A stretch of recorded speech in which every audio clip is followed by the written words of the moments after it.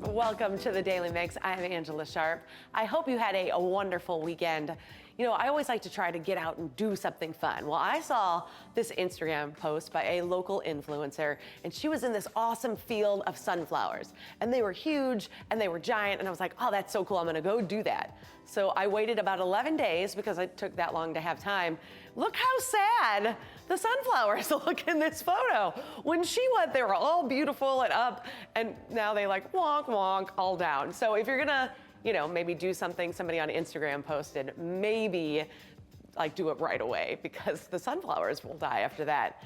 And you know, I've been trying to do a little bit of Route 66 all the time. So of course I went out and did a little bit of that. So I went to a jail that was in Illinois between Springfield and St. Louis, and they actually had a jail get up. Like, so this is like an old school jail. So you could walk around it, see what it was like. I put all the outfit on, and after I put on the hat, I was like, oh, I probably shouldn't have put on a hat that random people traveling through have put on, but you know, it was fun and totally worth it. And of course, they have all those giant Route 66 signs, and you always have to take a photo with one of those. So I'm planning a trip, hopefully next year, to do the entire Route 66. So that'll be a ton of fun.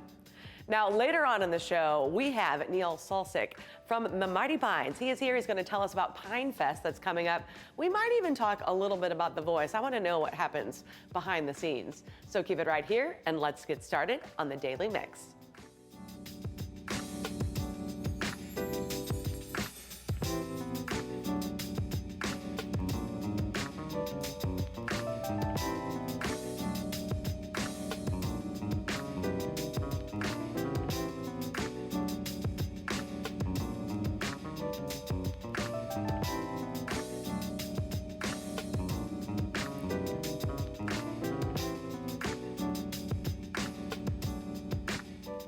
It's official. The City Museum has just scored another Guinness World Record title. The Shoelace Factory, located inside the City Museum, has created the world's longest shoelace at 831.9 meters, which is just over a half-mile long. Now, the official measurement was taken on the Eads Bridge. The shoelace is completely functional and was woven on an antique textile machine from 1890. How awesome is that? It took about 24 hours to complete. You know, I love all the world's largest things, so I think it's really cool. And I love how they all have to be functional too. That's like one of the important parts of that. Now, the shoelace joins the world's largest pencil, longest seesaw, and largest tennis racket at the museum. To learn more about the City Museum, you can visit citymuseum.org. Theater lovers and treasure hunters alike will enjoy EncoreSTL's Rummage sale, Extravaganza. This two-day event will feature costumes and props from past productions, plus live performances throughout the day. There's a photo booth, raffles, food vendors, and more. It's going to be a lot of fun, and it all helps support their youth training program.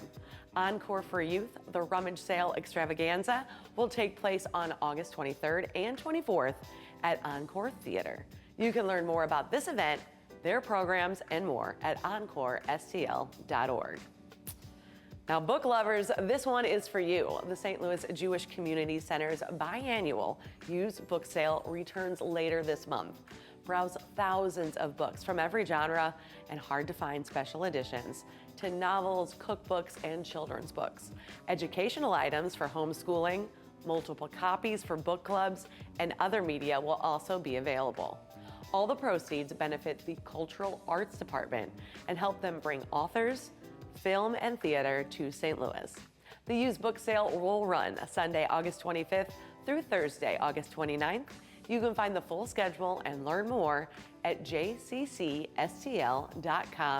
under the Arts and Ideas tab. UniverSoul Circus is coming back to St. Louis for its 30th annual Family Reunion Tour. The interactive show will bring together big names from all over the world with a never-before-seen acts from Ethiopia, the Dominican Republic, and Mongolia, plus an 18-person flying trapeze act from China. We're talking flying acrobats, gravity-defying stunts, fire breathers, stilt dancers, and so much more. UniverSoul Circus returns August 16th through September 2nd under the Big Top next to the Dome at America Center. You can find all the details at UniverSoulCircus.com/St. Louis. The Festival of Nations also returns this August. This two-day festival is open to the public and features the traditions, flavors, sounds, and art of more than 80 nations. Hosted annually by the International Institute, this is the region's largest multicultural event. Celebrate different cultures from around the world through food and drink, music and dance, global arts and goods. There's a whole much more available too. The Festival of Nations will take place August 24th and 25th in Tower Grove Park. Visit festofnations.com to learn more. The second annual St. Louis Street Food Festival is coming back to Ballpark Village.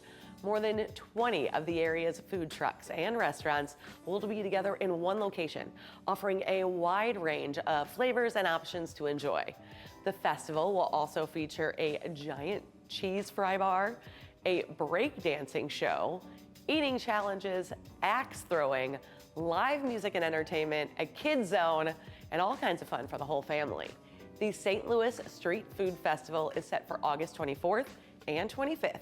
You can find all the details at stlballparkvillage.com. All right, I'm really excited about this. A new thriller opens in theaters this August, starring Channing Tatum as a tech billionaire with a private island where strange things are happening. I'm gonna go see this tomorrow. I'll let you know how great it looks, but look at this, it looks awesome. Take a look at Blink Twice. Slater King, let's get to the question that everybody is dying for you to answer. Where have you been? I guess I just needed to disappear for a little while. So I sort of bought an island. An island? It's a great place to bring friends. Nice to meet you, Frida. We're going to my island for a few days. Do you guys want to come? Did we just jet off to a billionaire's island with a bunch of strangers? Oh, he's not a stranger. He's Slater King. I can't tell you how healing it's been just to disconnect. Phones, please. Wait, for real? It's just better without phones. I hope it's okay. This is my favorite one. I think I'll survive. We grow our own food. I wear the same thing every day. So do you think it's weird that there's like clothes for us? I think it's just like rich. It's not what I thought it was gonna be. What do you mean? The legendary parties of Slater King. Blink Twice if I'm in danger.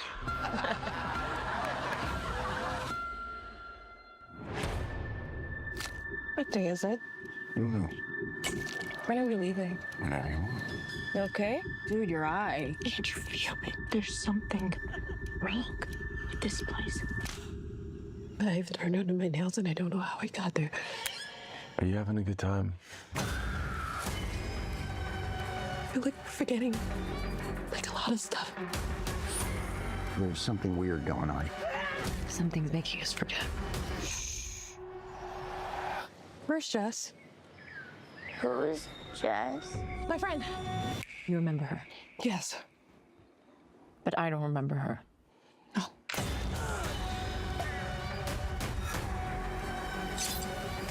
Who's there?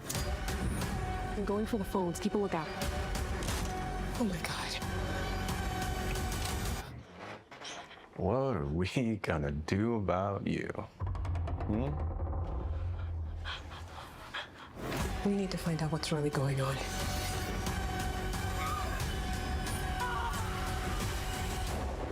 It's a really special place.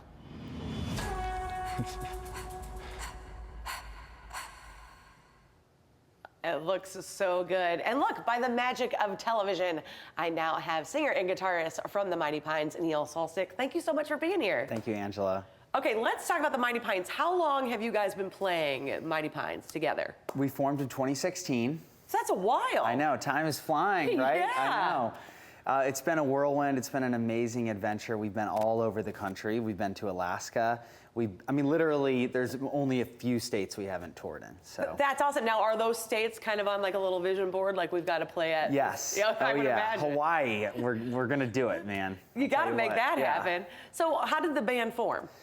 You know, great question. I guess I'll have to write that in my memoir one day. I'll have to go and find that story out. You know, we were just music music lovers and musicians. Just, I mean, we were kids way back when. This is almost 10 years ago. So we're just playing out, and we found each other, and there was some sort of recognition of the talent and the energy, and I don't know, we just clicked.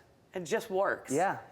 It takes work. Okay. You know what I mean? Yeah. It works, but it's not like we didn't just magically. It didn't just work. You know, there's a lot in a band. There's a lot of give and take. It is a relationship. You know, not just with your bandmates, but with your own art, your own muse inside, and it's funny. There's no real manual for being in a band or being a musician. You know, there's other types of life. I think you can follow the path and people kind of lay it out for you, but with the band, it's just kind of like figure it out. You just got to figure it out on your own. Well, I was going to ask you, when did you learn that maybe you were good at music?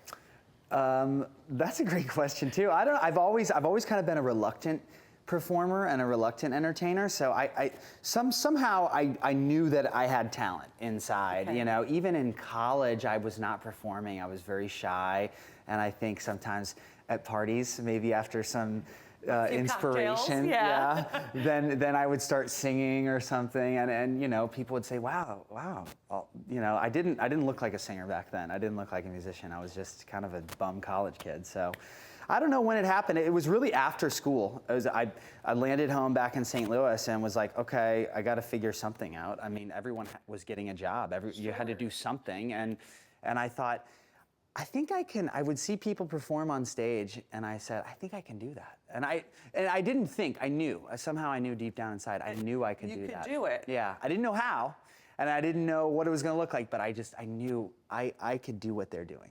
Well, what did you major in college? I was an English major. So writing. Yes, it helps me with songwriting, but it actually helps me with so much more, because being in a band is only what, you know, 25% creative and maybe like 75% the business world or something. You know, just communication, all that stuff. I'm always pitching the band and trying to craft the most delicately inspiring email ever, you know. You know what? No, a lot of people, and I've interviewed a lot of musicians, but nobody really talks about how the business side is such an important factor. Oh, absolutely. And even if you have an amazing team and a manager and a booking agent, you have to, I don't know, you have to wear multiple hats. Let's put it that way. Sure. You're not just an entertainer, you're not just a musician, you're not just creative.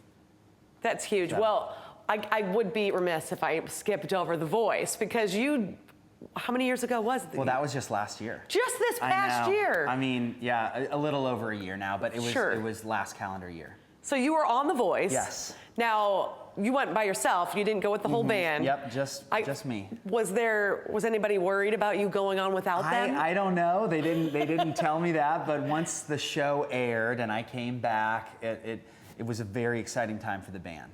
So they were my bandmates were incredibly supportive and curious and fascinated, just like everyone else in St. Louis was with the whole thing. Well, there's a lot of questions there, because you're a reluctant performer, but then you're like, you know what I'm going to do?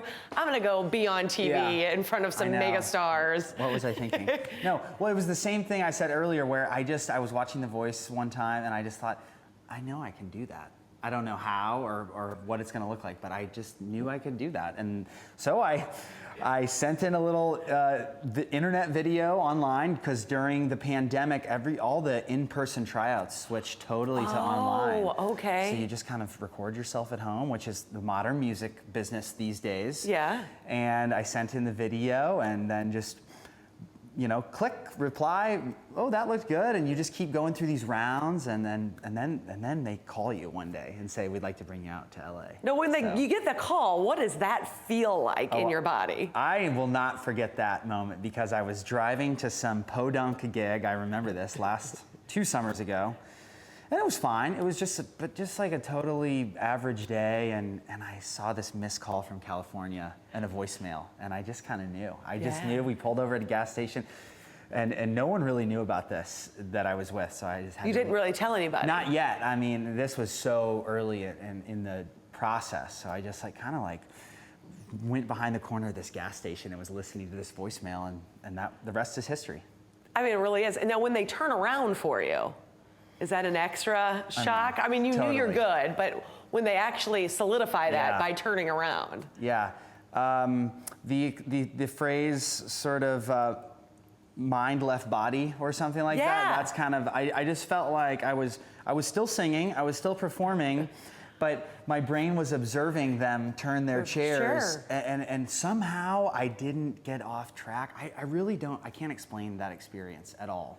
It was totally like detached, you know? I was almost watching myself do it. I can imagine that. Yeah. I mean, I have no singing talent, but I would imagine for a singer, you know you're good, you get up there, and then somebody's like, you know what, you actually are so good, we're gonna turn around for you, that you would have to kind of watch that, take it all in. And most performances aren't like that. Singing isn't really like that because it's not usually a pass-fail ever. That's the only time in my life where you're performing or you're singing or whatever, but yeah, you're watching this, the chairs turn, or you're looking for some light to go on, you know, and that's why it was extra surreal. Yeah. But really amazing, trust me, I'll never, and there's big bright lights that shine. I mean, it's almost like, it's like a movie in my head now that I can't quite remember, you know? Yeah, I mean, no, that makes a lot of sense. Yeah. Is there something from The Voice that you took with you back here, back to the Mighty Pines, and be like, oh, you know what was great, we should?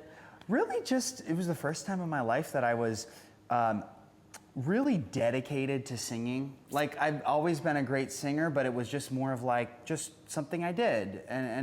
But this was the first time I was stuck in a hotel room for days, weeks, just waiting around. This whole process was very long. Like, people saw a couple nights on TV, but that was maybe 12 weeks of total time, right? You know? Crazy. So I'm out there and I have all this time and I'm around all these great singers, and I would hear people singing in the hallways of the hotel or whatever, and I'd think, ooh, I better, you know, I need to level up. I need to get where they're at. So it was, to answer your question, yeah, a lot of singing study. And that was great. Yeah. That was exciting. That's something I've kept with me, and now I taught myself how to practice singing, which is, without a vocal coach or without any traditional background in that, I had to kind of discover that. Right, you had to kind of figure that out all for Yeah. yourself. So you come back to the Mighty Pines, they're excited to see you. Is life a little bit different after The Voice for the band? Oh, absolutely. Yeah, our attendance at our shows in the last year has just been like crazy,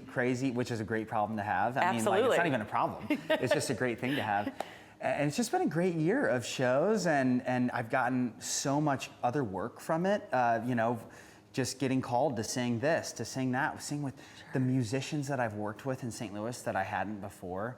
It's been so inspiring. We have an insane roster of world-class musical talent in this city that isn't even totally known in a public sense. And I would get calls to do these gigs, and I'd meet people and play with these bands and just be like, whoa, man, these guys are killers. And it's been an amazing journey. I love this. So you guys have Pine Fest coming up. What is that for somebody who's never heard of it? Yes, well, of course, the Mighty Pines is the band that I play in and make most of my living in. And we're an incredible band in St. Louis.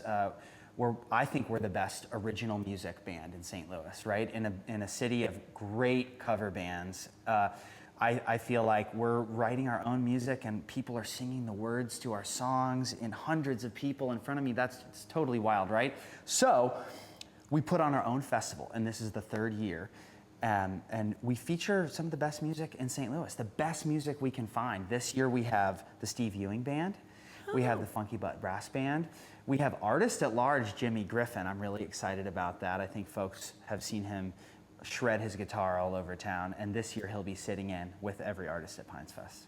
Oh, that is amazing. So you've got all these different artists. So kind of around genre, there's a bunch of genres in here. Yeah, genre is meaningless to us, right? We just want great music, right? And there's an emphasis on St. Louis talent, but this year, for the first time, we're bringing in national talent. We have Handmade Moments from New Orleans, an incredible, I don't even know how to genre classify them, just an amazing duo. You have to see for yourself. Henhouse Prowlers from Chicago, one of the best bluegrass bands in the country. And real live bluegrass is something that I don't think people really know how insanely cool that is to see in person. So we're really excited to showcase them. This is so awesome. So how can people find out more about Pines Fest, maybe get their tickets? Absolutely. Tickets are on sale, folks, at themightypines.com. We'd love your support. This is going to be the biggest and best Pines Fest yet. We got all that information right there up on your screen.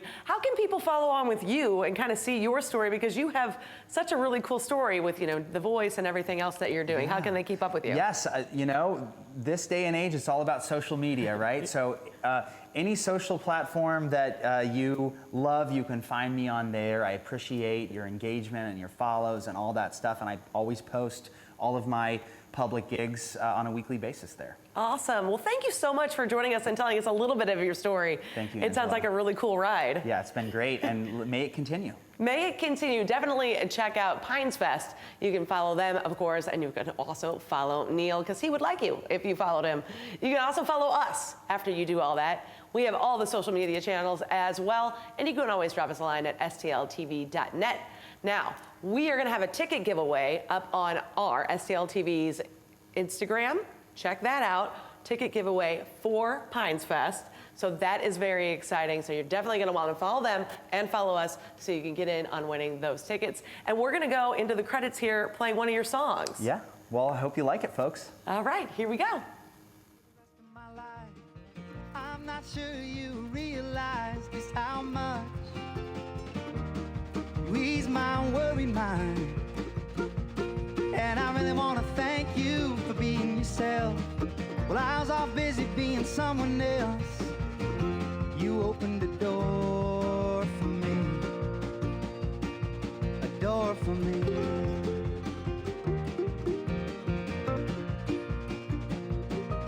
Now that I've known love and felt understood, same things never felt so good as it does when I'm looking right at you. Thanks for the friendship, thanks for the love.